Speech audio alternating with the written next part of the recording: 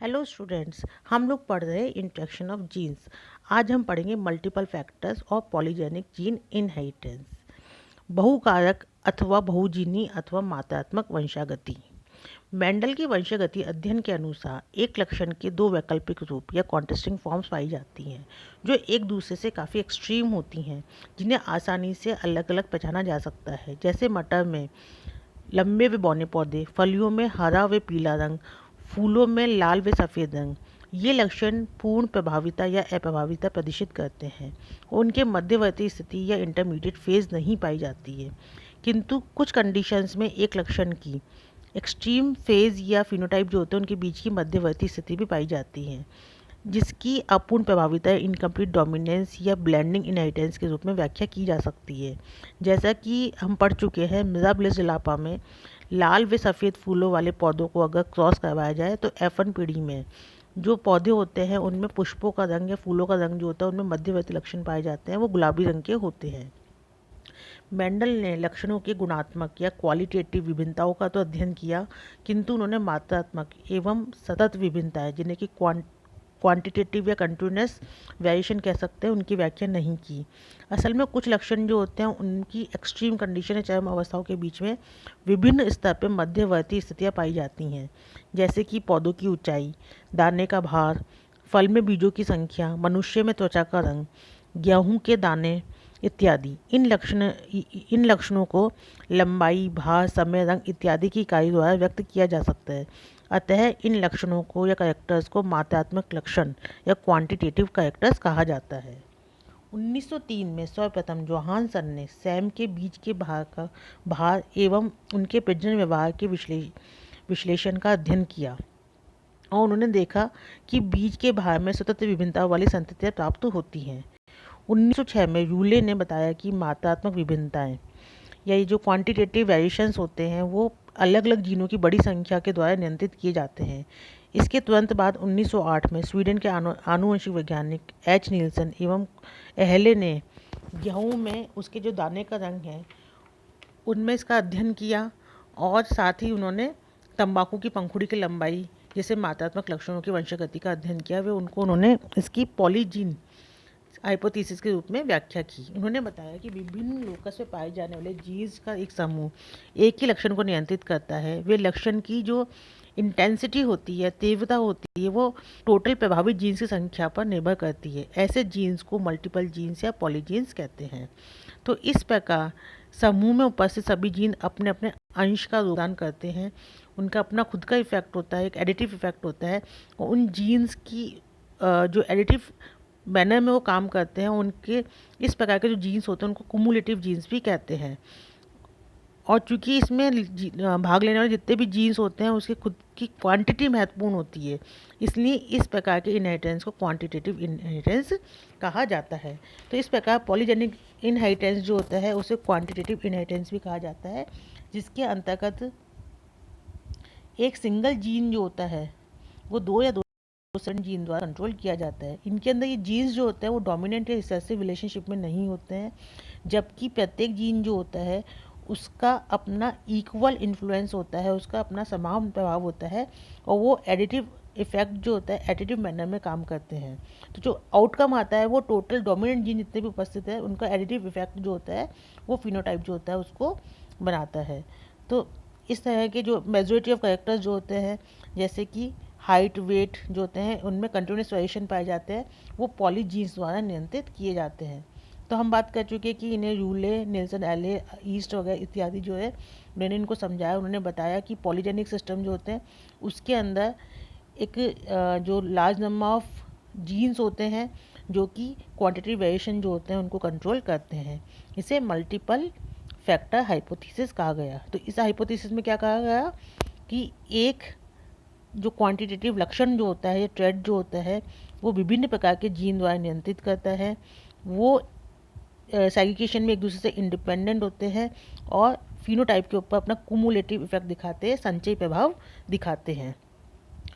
हम polygenic inheritance जो है उसको मल्टीपल एलील इनहेरिटेंस से कंफ्यूज नहीं कर सकते, क्योंकि मल्टीपल एलील इनहेरिटेंस जो होता है उसके अंतर्गत एक लक्षण जो होता है वो जीन के दो से अधिक एलील द्वारा नियंत्रित रहता है। इसमें एट ए टाइम लोकस पे दो ही एलील पाए जाते हैं, जैसे कि हम पढ़ चुके हैं मल्टीपल एलील इनहेरिटेंस में ABO blood group in human beings. अब हम बात करेंगे पॉलीजीन्स की, इसका एग्जाम्पल पढ़ेंगे। इसका फर्स्ट एग्जाम्पल है kernel colour in wheat. Wheat के जो दाने होते हैं उनका जो कलर होता है, ये कलर जो होते हैं तो डिफरेंट जीन्स द्वारा नियंत्रित किए जाते हैं। इसमें जब हेटेरोजाइगोट मिलता है, वो दोनों ही जीन जो होते हैं उस पर उत्पन्न कलर जो होते हैं उनके बीच का इंटरमीडिएट कलर उसमें होता है। इसको हम ये देख सकते हैं कि बेसिकली क्या होता है कि जीन के कलर की जो इंटेंसिटी होती है वो डिपेंड करती है कि टोटल डोमिनेंट नंबर एलील जो है वो कितना है। दोनों ही जीन जो होते हैं, उनके जो डोमिनेंट जीन होते हैं उनका इक्वल प्रभाव होता है, उनका समान प्रभाव होता है, वो जीन को समान कलर देते हैं।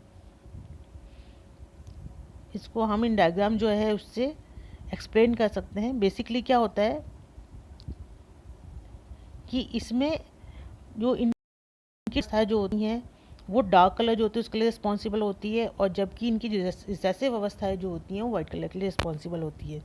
अगर दोनों ही जीन के सारे एलील जो हैं वो रिसेसिव हैं तब वाइट कलर के दाने होते हैं, और अगर सारे ही डोमिनेंट अवस्था में हैं तो उस समय डार्क रेड कलर के होते हैं।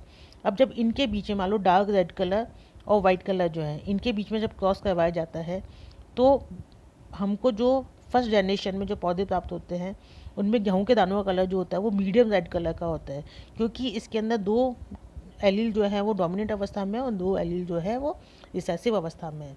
तो इसमें इससे कोई नहीं फ़र्क पड़ता कि कौन से जीन की डोमिनेंट है कौन से एलील है। टोटल देखा जाता है कि हमारे पास टोटल दो जीन पे है, मतलब 4 एलील है। अब उस 4 एलील में से टोटल कितने डोमिनेंट हैं और कितने रिसेसिव हैं, तो जितने भी डोमिनेंट होंगे उनका सबका इफेक्ट जो है हर एलील का डोमिनेंट एलील जो है उसका इफेक्ट इक्वल है, और सबका मिलके जो है वो कलर प्रोडक्शन करेगा, वो डार्क कलर बनाता जाएगा। तो इस प्रकार F2 रेशियो में जब उनकी सेल्फिंग की जाती है तो हम ये देख सकते हैं कि अलग अलग जीनोटाइप उस पर अपन डिपेंड करता है कि कितने हैं। तो इसमें जिसमें कि डोमिनेंट एलील 4 हैं वो डार्क रेड कलर देता है, जिनमें 3 हैं वो मीडियम डार्क कलर देते हैं, जिनमें 2 डोमिनेंट एलील हैं वो मीडियम रेड कलर देते हैं, जिनमें एक ही डोमिनेंट कलर है डोमिनेंट एलील है वो लाइट रेड कलर देता है, और जिसमें एक भी नहीं है वो वाइट कलर देता है। इसको हम इस डायग्राम में भी देख सकते हैं। तो इस प्रकार हमको डार्क रेड कलर प्राप्त होता है, मीडियम रेड कलर प्राप्त होता है, लाइट रेड कलर प्राप्त होता है, और नो कलर मतलब कि वाइट कलर के ग्रेन जो होते हैं वो प्राप्त होते हैं। तो जो रेशो हमको प्राप्त हो रहा है वो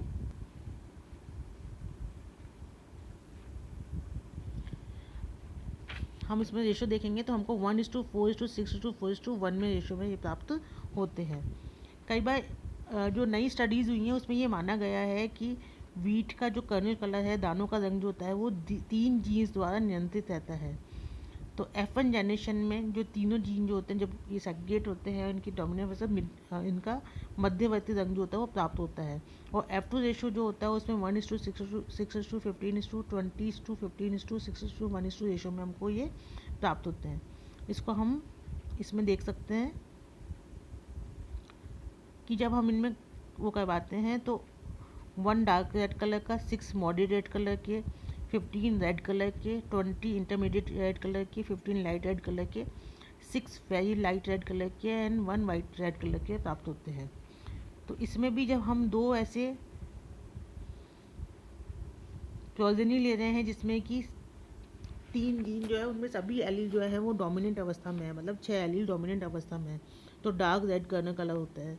और अगर 6 की रिसेसिव अवस्था ले ली जाए तो वीट कर्नल जो होता है वो वाइट कलर का होता है। जब इनके बीच में क्रॉस करवाया जाता है तो इनकी इंटरमीडिएट रेड कलर प्राप्त होता है, क्योंकि इसमें 3 डोमिनेंट अवस्था में है। अब इनका जब सेल्फिंग करवाई जाएगी और नेक्स्ट जनरेशन में हमको इस तरह के जीनोटाइप्स प्राप्त होंगे, तो इन जीनोटाइप में हम देख सकते हैं कि जितने जितने डोमिनेंट एलील हैं, इसमें 1 है, इसमें 2 हैं, इसमें 3 है, इसमें 4 है, इसमें 5 है, इसमें 6 हैं। तो इस प्रकार से इनका कलर जो है वो बढ़ता जाता है। जैसे जैसे डोमिनेंट एलील की संख्या बढ़ती जाएगी वैसे ही कलर जो होता है वो डार्क होता जाता है। नेक्स्ट एग्जाम्पल हम देखेंगे skin colour in humans. Humans में जो पिगमेंट मेलानिन बनता है वो स्किन के डार्क कलर के लिए रिस्पॉन्सिबल होता है। वैज्ञानिकों ने जब स्टडी की तो उन्होंने ये माना कि स्किन कलर के प्रोडक्शन के लिए लगभग 3 जीन पेयर जो होते हैं वो रिस्पॉन्सिबल होते हैं, और इसके लिए स्टडी जो की थी वो की थी सीबी डेवनपोर्ट ने। उन्होंने बताया कि जैसे 3 जीन्स पे हम मान लेते हैं ए बी सी, जो कि स्किन के डार्क कलर के लिए रिस्पॉन्सिबल होते हैं। लाइट स्किन कलर तब प्रोड्यूस होगा जबकि इन तीनों के रिसेसिव फॉर्म्स होंगी, रिसेसिव एलील होंगे। स्मॉल ए बी सी जो होंगे वो लाइट कलर है, एल्बिनो जो है उसको वो के लिए रिस्पॉन्सिबल होंगे क्योंकि वो कलर प्रोडक्शन या मेलानिन सिंथेसिस नहीं करेंगे। अब जब इनके बीच में क्रॉस करवाया जाता है, मतलब ऐसे ह्यूमन बींग्स जिनमें कि ये एलीज जो है वो अलग अलग कंडीशंस में उत्पन्न है, उनके बीच में जब क्रॉस करवाया जाता है तो अब जो भी ऑफस्प्रिंग बनेगी उसमें टोटल नंबर ऑफ जो भी उसका जीनोटाइप होता है वो देखा जाता है कि इसमें total number of A B C के डोमिनेंट एलील कितने हैं। जितने भी डोमिनेंट एलील ज़्यादा होंगे उतना ही उसका डार्क कलर होगा, और जितने कम होंगे उतना ही उसका लाइट कलर होगा। जैसे कि मान लो ये क्रॉस करवाया गया 2 पेरेंट्स के बीच में जो कि इंटरमीडिएट फेज के थे या इंटरमीडिएट कलर के थे, जिनमें कि तीनों में ही 3 डोमिनेंट, तीनों जीन के एक डोमिनेंट और एक रिसेसिव एलील पाया जाता है। तो अब नेक्स्ट जब जनरेशन होगी तो उसमें पॉसिबल जो ऑफस्प्रिंग है उनके जीनोटाइप्स जो होते हैं उसमें हम देख सकते हैं कि किस प्रकार कितने जो जो जीनोटाइप मिलेंगे उससे कितने कितने डोमिनेंट अवस्थाएं हो सकती हैं। 6 5 4 3 2 1 0 है ना। तो जिसमें 6 डोमिनेंट एलील होंगे वो डार्क कलर का होगा, जिसमें 5 है उससे लाइट होगा, 4 वाला उससे भी लाइट होगा, 3 वाला उससे भी लाइट, 2 वाला उससे भी लाइट, 1 वाला बहुत ही लाइट कलर का होगा, और 0 वाला जो होगा वो एल्बिनो होगा, मतलब कि वो वाइट कलर का या वेरी फेयर कलर का होगा। तो इस प्रकार हम देख सकते हैं ये इसमें कि एक्सट्रीमली डार्क कलर जिसमें कि 6 जो है वो डोमिनेंट वो जीनोटाइप जिसमें कि 6 एलील जो है वो डोमिनेंट है। ऐसे जीनोटाइप जिसमें कि 5 डोमिनेंट एलील हैं वो वेरी डार्क होंगे। ऐसे जीनोटाइप जिसमें कि 4 डोमिनेंट हैं वो डार्क कलर के होंगे। ऐसे जीनोटाइप जिसमें कि 3 डोमिनेंट हैं एलील्स वो इंटरमीडिएट कलर के होंगे। ऐसे जीनोटाइप जिसमें केवल 2 ही डोमिनेंट एलील हैं बाकी रिसेसिव हैं वो लाइट कलर के होंगे। ऐसे जीनोटाइप जिसमें कि सिर्फ एक ही डोमिनेंट एलील है बाकी रिसेसिव वो वेरी लाइट कलर के होंगे। और ऐसा जीनोटाइप जिसमें कि एक भी डोमिनेंट एलील नहीं है, सारे रिसेसिव, वो एक्सट्रीमली लाइट होगा, या एल्बिनो होगा। तो इस प्रकार स्किन कलर जो होते हैं वो 3 जीन पेयर द्वारा नियंत्रित किए जाते हैं और डिपेंड करता है कि किस जीनोटाइप में कितने डोमिनेंट एलील पाए जाते हैं जो कि उसको नियंत्रित करता है। तो ये था polygenic gene inheritance. Thank you.